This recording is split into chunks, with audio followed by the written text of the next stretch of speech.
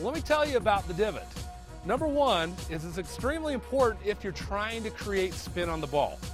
If you're not trying to create spin, it's not good to have a divot.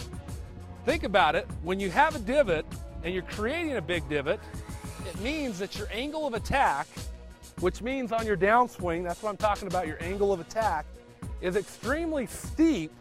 And the reason why it's so steep is that's what's going to hit the golf ball. Then you're going to create the divot, and by the time that divot's being created, that golf ball's gone. So again, the misconception that a lot of people have is that you're actually, if this is the turf and here's the ball, that the club hits the turf a couple of inches behind it, and then the turf itself propels the ball. That's not the case. You're actually hitting the ball, then after that ball is gone, then you're creating the divot. So again, when you're creating those divots, you're creating them in situations where you actually want to spin the golf ball and control your distance. So really, I've got my 56-degree and my 60-degree wedge. This is where I'm creating divots. If I'm back there even 140 to 150 yards out with a pitching wedge or a 9-iron, I'm not creating divots. I might create little divots, but those big divots that we're talking about are only created on those short shots that you're trying to create spin.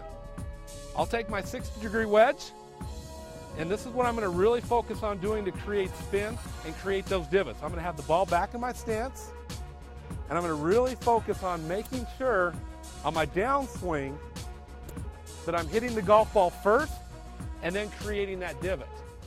This is where you want to have those divots to be created. You can see how far back that ball is to my back foot. I'm going to hit down on it. Okay?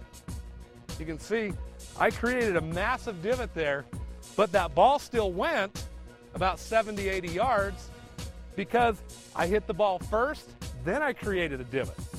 So again, when I'm trying to put massive amount of spin on it, that's when I'm creating those huge divots. That's the only time I want to create those divots.